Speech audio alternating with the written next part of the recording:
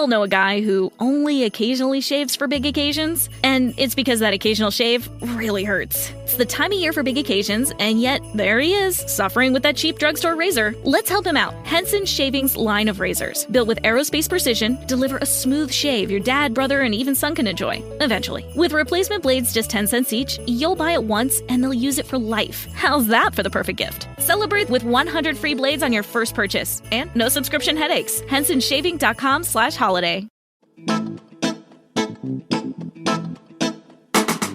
Hello and welcome to History for Weirdos. We're your hosts, Andrew and Stephanie. And each week, we're going to take you on a journey into the strange, obscure, and relentlessly entertaining corners of human history. Now listen up, friends, because it's about to get weird.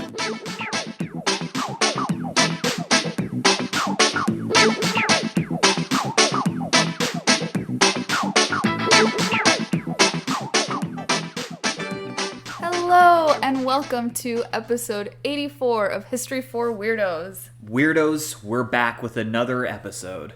And happy Easter, Passover, Ramadan, all the holidays of springtime for all those who celebrate them. Yeah, the Holy Trinity of the Abrahamic religions. Yes.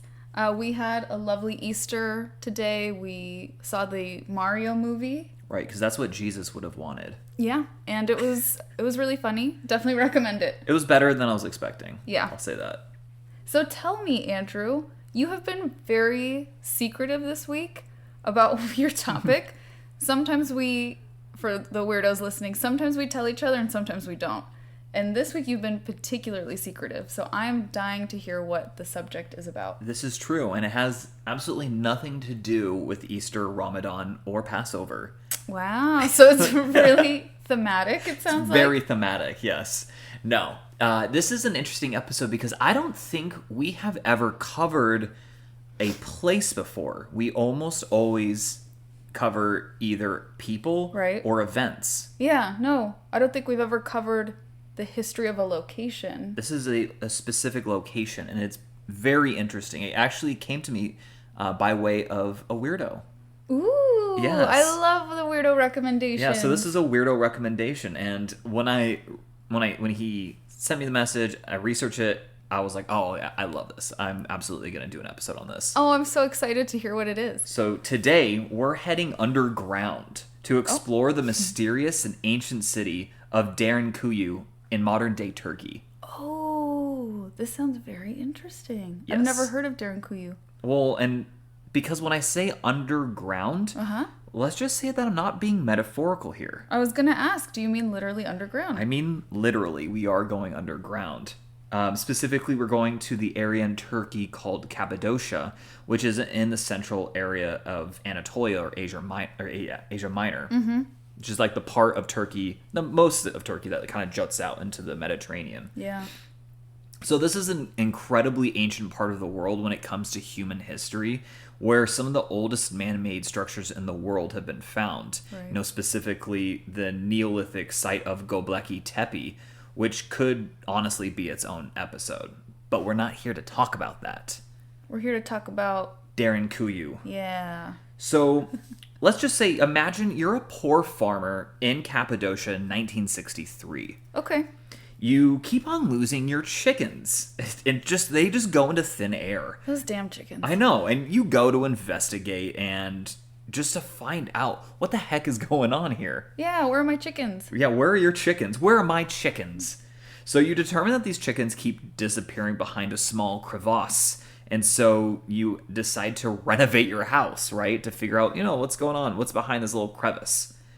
Now, I know people have remodeled their homes before and have found, original hardwood, secret rooms, and even wells, right? I love those videos. Crazy videos, right? Mm-hmm.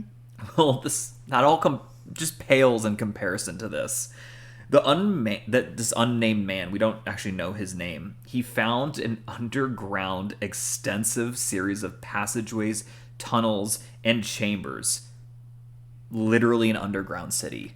Under his house?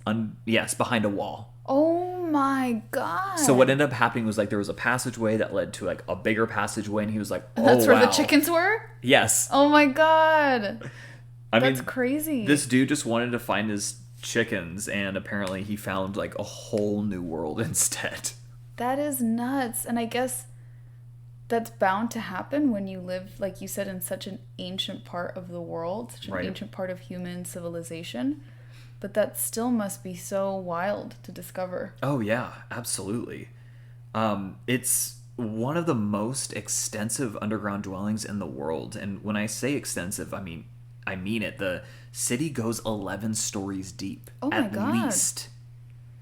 And this wasn't just some dirt tunnels with nothing special. No, it was actually like a truly remarkable feat of engineering, especially for like the ancient world. And it's something that lasted. This was 1963, you said, when he found it? 1963. Oh my God. And we're going to go into the longevity here too. Like, it's going to blow your guys' minds. So it was complete with living quarters, kitchens, wineries, and even chapels. Oh my gosh. Yeah. The construction of the city was really well thought out and planned. The builders of Derinkuyu were really clever. They constructed ventilation shafts that reached all the way to the surface, so there was constant like inflow of fresh air. Wow. So it wouldn't get stale. There was even a massive 180-foot shaft that doubled also as a well for accessing clean water. Oh my God. Yeah. Navigating this underground maze just must have been challenging. I mean, they had a system of tunnels and passageways connecting the various levels and rooms, and they used these massive stone doors called, just rolling stone doors to seal off sections for security in case there was like an invasion. Oh, okay. That makes sense. Yeah. And all of this could support a population of about 20,000 people. And that would all be underground, essentially? Like All it was, of it when was it underground. it was built to be underground? Yes. Oh my God. And we'll get into the who, what, why in a second. But that 20,000 people, it doesn't even include the livestock estimates, which You're there would have been right. livestock in addition to those people. This sounds way more detailed and strategically planned than Los Angeles County. Probably. That's amazing. I mean, to be fair, Los Angeles County has millions of people? Yeah, but look at our freeways. They didn't have millions. That's true. Yeah, they were idiots. Whoever planned the freeways are idiots. They could have learned something from these guys. I know. That's very true. So the first question you might have is who built this and why? And I'm sorry to say that the answer isn't actually that simple. We just don't know the why. We don't know why they decided to build 11 stories deep underground. I'll get to that. I'll get to it. But it's also important to mention that this wasn't built just all at once, and in fact was probably a series of constructions that added additional tunnels and levels over a time horizon of centuries. Oh, okay. That's So a very this long was time. a very long time. I mean, probably even millennia. Millennia? Yes. That being said, though, let's go to the beginning. And Stephanie, what is one of my favorite historical topics of all time? Okay, you have a couple, Yes. but I'm going to say it's the Bronze Age collapse. It's the Bronze Age collapse! You reference it so often. I literally even put in my notes, yes, the Bronze Age collapse. Yep, you knew I'd get it. I knew you'd get it. So around 1200 BC, we think some refugees from the now fallen Hittite Empire settled in the area and built some of the very first portions of the city. Okay. It wouldn't have been, if this did happen, this is only a kind of a guesstimate. It would have just been the very beginning and would have just been more of a nothing compared to what it would be. Yeah, just some structures. Exactly. Mm-hmm. And again, I just want to remind everyone that this is just a hypothesis and isn't actually set in stone. No pun intended. Mm-hmm. But there have been some late Hittite artifacts found when exploring the caverns, so it's a well-supported hypothesis. That's so interesting. Yeah. Oh my God, the things that they must have found. Oh my god, over the course of so many years. Oh my God. And speaking of the Hittites, their capital city of Hattusa, at its absolute apex, had a population of around 40 to 50,000 people. So Derinkuyu could fit roughly half of that population when it would be fully completed. Okay. So it's a big deal. Mm-hmm. So, but back to the Bronze Age collapse, we know that most civilizations at this time just completely collapsed, right? And writing pretty much from this period is incredibly sparse. Yeah, we don't really know what was going on. Yeah, there's like it's like 400-ish years where it's kind of like we just need to rely on archaeology because there's just no writing. Mm-hmm. So it goes to stand that pretty much, from the time between initial construction in 1200 BC to the re-emergence of civilization in, the early 700s BC, we can't really infer a whole lot of like what happened. During this time, like languages changed, yeah, technology changed. They're just like big leaps, right, from the writings that we have of like, whoa, this is a very different. Yeah, I mean, one of my favorite parts of the Bronze Age collapse was in reference to the ancient Greeks, like their writing system literally, like if you were to show an ancient Greek, oh, this was like Mycenaean Greek, so from like the before the collapse, they wouldn't know what that was. They would just be like, oh, this looks like gibberish to me. That's so nuts. Because it's a completely different alphabet. It is just completely different. It was like character based / alphabet based before, whereas like, the ancient Greek is completely alphabet driven. Right. Would you say that it seems like some civilizations kind of started over during this time? Oh, absolutely. Yeah. Some, like, Egypt survived, but would never be the same. Right. Would never be as powerful as it once was. The only civilization that kind of, like, came to dominance again was the Assyrians. Okay. But they went through a period of decline for centuries before that would happen. Yeah. So interesting. It really is, yeah. And we're just essentially really looking at archaeologists to help us understand, like, the absolutely fascinating history, like, at this point in time. Mm-hmm. In fact, actually, the first time these caves are ever even mentioned in any sort of documentation whatsoever was because of a Greek author and historian, Xenophon. Mm-hmm. And does that guy sound familiar at all? Yes, totally. So he's the main ancient source for history pertaining to the Greek city-state of Thebes, and our episode of the Sacred Band of Thebes. The Sacred Band of Thebes. Which, if you guys haven't listened to it yet, it's episode number 27. It's a good one. Yeah, it's a good one. Check it out after this one if you haven't. Absolutely. And he would be writing about this place in the 4th century BC, and by that time, people would have already been inhabiting this place for, roughly 800 years. The underground city? Yeah. That is so nuts. And that's the first time that we found any reference to it. So, that's much later than what we're talking about right now.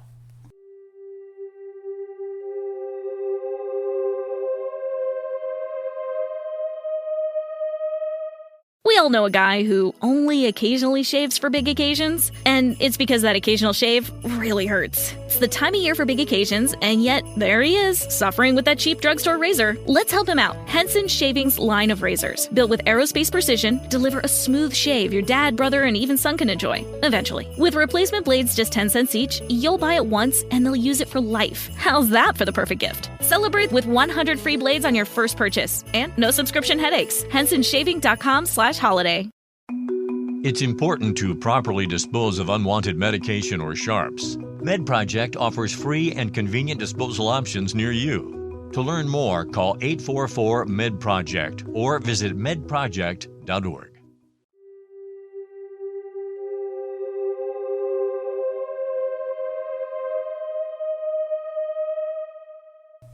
That I can't, like, just 800 years in is when we see the first mention. Yeah. Like, so much must have been happening in the city to, like you said, to explain, like, why. Yes. Why is it being built down into the ground? And, yeah. And we're going to get to that, too. So, we come to the 700s BC, and to a group of Indo-European people called the Phrygians. And fun fact, they actually have had a lasting legacy that even persists to this day in the most random way possible. Their hats. Their hats exist to this day? Yes. Actually, a really... I didn't write this in my notes, but if you were to think of a Santa hat and take off the little ball at the top, that is like a Phrygian cap. Oh my gosh, that's so cute. Yes. In fact, actually, if you even look at the seal of the United States Senate, you will see the Phrygian hat or cap, like within the seal itself, because during the 1700s, that cap became like a symbol for liberty. I had no idea. Yeah, I didn't know that either, actually.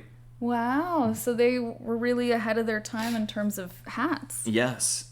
In fact, even like when we were in Rome, we saw like a Roman statue of I think it was a Parthian, and he was wearing like kind of like a funky little hat. You mentioned it to the professor. Yeah, and that was a Phrygian cap. Wow. A Phrygian hat, whatever you want to call it. I remember, weirdos, I'll toot Andrew's horn here. The classics professor that we were traveling with, when Andrew pointed it out, like, oh, that hat wouldn't have been from his culture, his time period. He was so impressed. Yeah. He was like, yeah, how'd you know that? So because I'm a huge nerd. Because we have a history podcast. We didn't mention that to him. No. One day we will. We will. So, and boy, the hat, and that's just a rabbit hole that we can go down, but I'm not going to. Okay. But I feel you like... wanted to mention it. Right, exactly. I'd be remiss if I didn't. So let's go back to the Phrygians. They were an ancient civilization that was really known for their metalworking, their love of music, and stone masonry. Oh, that's cool. Yeah. They were established in the Cappadocia region by the 8th century BC, although their roots go far, before that. Actually, fun fact, and ironically, they were the ones, or their precursor civilizations were the ones that kind of helped conquer Hattusa and the Hittite Empire. Wow. Yeah. So they found Cappadocia to be a perfect location to help expand and build like a true underground city, because the soft volcanic rock made it easier to excavate and expand, the already existing underground chambers that were there. And so we come to the fascinating question as to why. Like, why did they choose to build this massive underground city in the first place? Right. So, again, we can't say for sure. There are a few theories that historians and archaeologists have come up with. One of the leading theories is that the underground city actually served as a refuge during times of war and invasion. That would make sense. That's really right? smart. Yeah. The Cappadocia region was located among important trade routes, and over the centuries it was invaded and conquered by so many various empires and civilizations. In fact, at the end of this episode, I'm going to list them all out because it's kind of wild. So the underground city would have provided a safe haven for the people and, a good retreat during times of conflict. Another theory is that the city was built as a response to the harsh climate of the region. So Cappadocia is known for its extreme temperature swings with scorching hot summers and bitterly cold winters. So the underground city's constant temperature would have provided a comfortable living environment for its inhabitants, protecting them from elements. Yeah, that's a really smart hypothesis as well. Yeah, and, of course, there's the possibility that the underground city served multiple purposes, acting as both a refuge during times of conflict and, more comfortable living environment during extreme weather conditions, and who knows, maybe even other things as well. So with those theories, then, they're assuming that in addition to the underground chambers and structures, the city, essentially the chapel and everything, folks would have also had homes above ground? I don't know. At the same time? I'm assuming yes. Yeah. Like, I'm assuming that it's probably both. And it's, we're being invaded again. Or it's like an extreme temperature, like, let's just move temporarily into the underground city. Right. Okay. But I think that is true, but I also do think that there was always people living in there. Okay. There were people that, this is just where I live all the time. Right. Since this 8th century BC, there were people, living in there. Okay. And it's kind of interesting, too, because, not only was it just, built as a place of refuge, but, again, it was a very defensible position. And that's true. And again, I kind of mentioned it earlier, and I think I'll get into it a little bit more later, but there was massive boulders that they could just kind of roll and block off passageways. Right. It's really cool. So let's talk about how life would have been like for the people living in this underground city. Again, it's important to remember that Derinkuyu wasn't just a series of tunnels and chambers. It was a fully functioning city, complete with, all the necessary amenities at the time. And again, like I mentioned and alluded to earlier, there would have been designated areas for food storage, cooking, and dining. The people would have relied on a diet of grains, legumes, fruits, and vegetables, as well as livestock animals like goats and chickens that could be raised underground. I love legumes. I know you're a big legume person. They don't love me back, but I love legumes. So, and also what's crazy too is Derinkuyu had a sophisticated water management system where fresh water would have been collected from the surface, channeled down through tunnels, and stored in underground cisterns. Oh my god, that's so cool. Yeah, this was very, very well designed. Yeah, great engineering. And again, that's why a lot of archaeologists and historians think that the Phrygians had a really big influence in the building of the city and probably built a lot of it because of their just advanced understanding of metalworking and stuff. Okay. So again, this allowed, the inhabitants to have a reliable fresh source of water even during times of siege when, access to the surface was limited. And, additionally, the denizens of Derinkuyu didn't just live down there and not do anything else. There was evidence that they had their own sort of culture going on. Like a subculture? Exactly. Industry, like metalworking, basket weaving, pottery definitely took place as there's a lot of archaeological evidence of this. They also would have had a very rich cultural life with music, dance, religious ceremonies taking place, in the underground chapels. That's so cool to think about. I know. So they weren't just, surviving. They were living and possibly even thriving at times. Wow. The people of Derinkuyu were also incredibly resourceful when it came to their security. Again, the massive stone doors that they could just seal off passageways in case of attack. I think I'm going to post a picture of one on our Instagram. So make sure to follow us if you haven't already. At History for Weirdos. Exactly. These circular boulders could be rolled off, but to seal off the passageways. But once the threat left, you could easily roll them back. Yeah.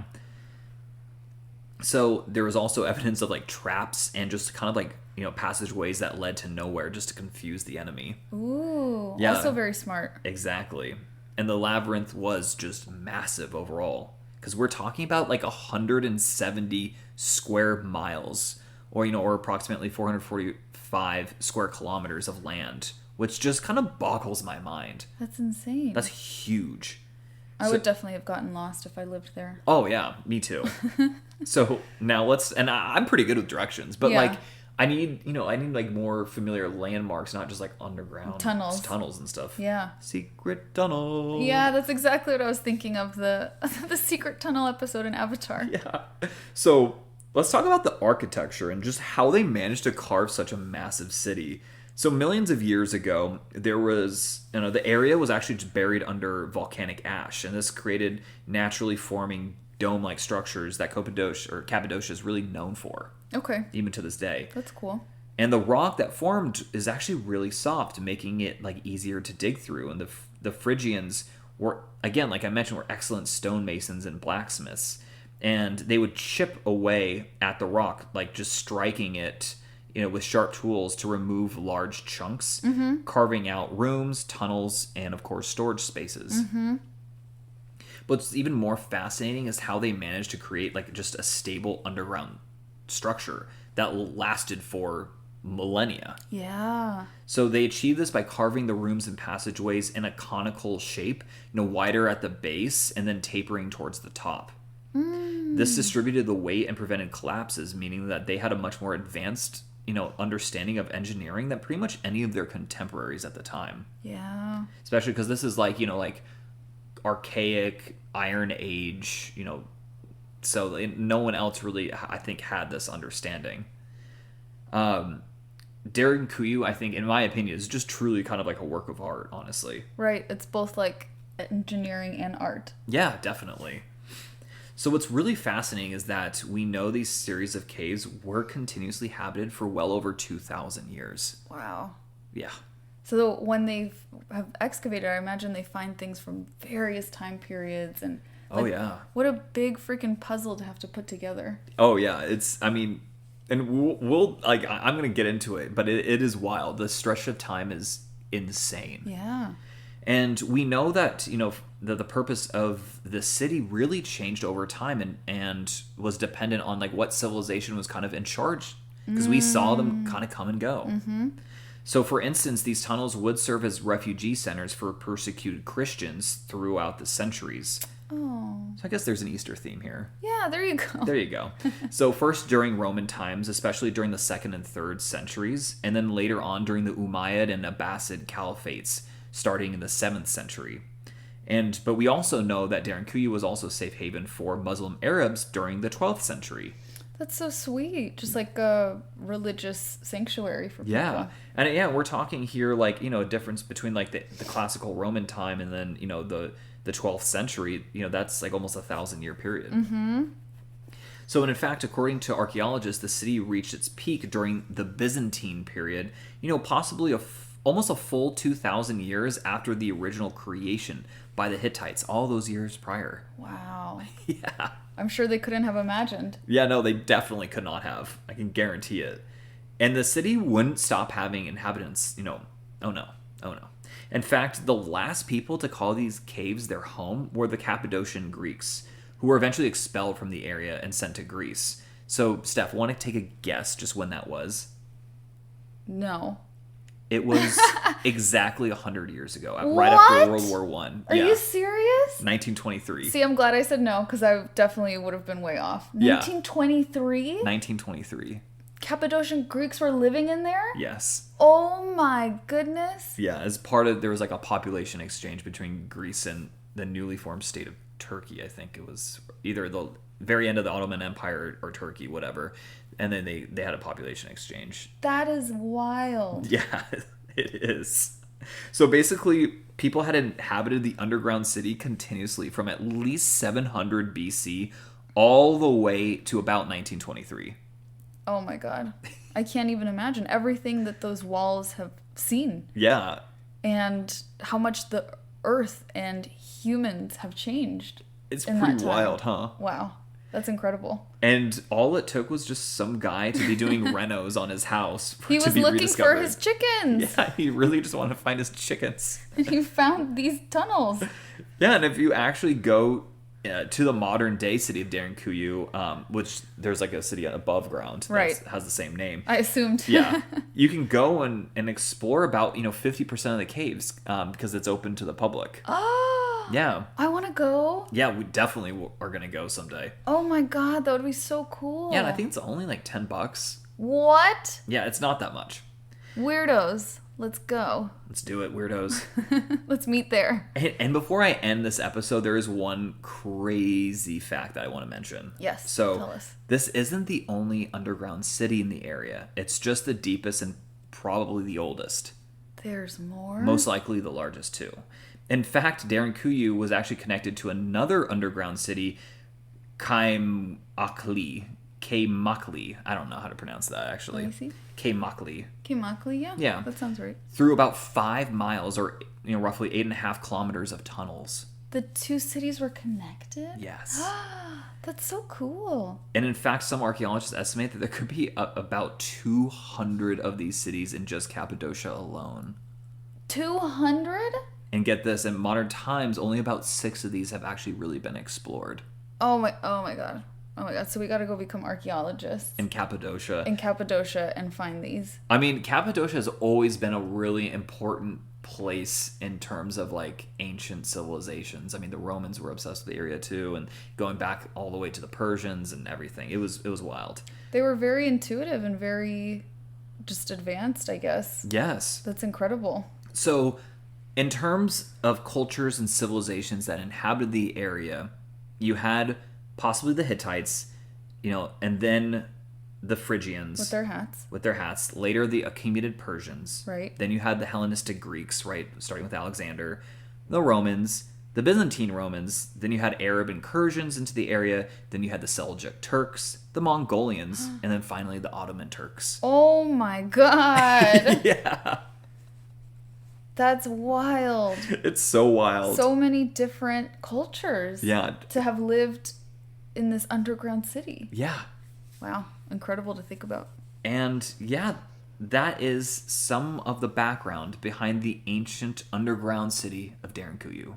That is amazing. Yes. Thank you so much for bringing this up, because now I'm adding a place to my bucket list for sure. Oh yeah, I definitely want to see this. It was, the pictures online were just like incredible. And weirdos, I hope you guys like this story too. I know it kind of is a little bit of a departure from what we normally cover, but I do think it was very weird and in would the resonate best with way. you guys. Yeah. Also, while you were sharing, I actually remembered we have done an episode on a location before. We have? the haunted island of Puglia. That was my episode. Yeah. Okay, so Poveglia. Poveglia, not Puglia. Sorry, Yeah. Puglia, you're not haunted. No. Another city in Italy. Yes. Poveglia, yes. And didn't someone send us... There's a job opening there? Yes. Yeah, it was like a security guard posting, and you get paid like a few $100,000 a year. To hang out on the haunted island? Yeah. Yeah, not worth it for me. I don't... But if someone's hiring, freelance amateur archaeologists in Derinkuyu, There you go. we're down. We're down. So the sources for this episode were the BBC. Always a good one. Always a good one. Sometimes interesting. This one, it was interesting. Very interesting. Very interesting. My Best Place, Big Think, ZME Science, Atlas Obscura, and, of course, Wikipedia. That's awesome. Thank you so much, Andrew, again, for sharing about Derinkuyu's underground city. That's going to be somewhere where we definitely go. Hopefully, Weirdos, you get to visit or at least check out photos as well. And thank you so much. You know what to do. Follow us on Instagram at History for Weirdos. If you haven't already, please share this podcast with someone that you think might enjoy it or leave a review for us. It helps the podcast grow. Yeah, absolutely. Thank you guys so much for listening, and until next time. Until next time, Weirdos. Adios.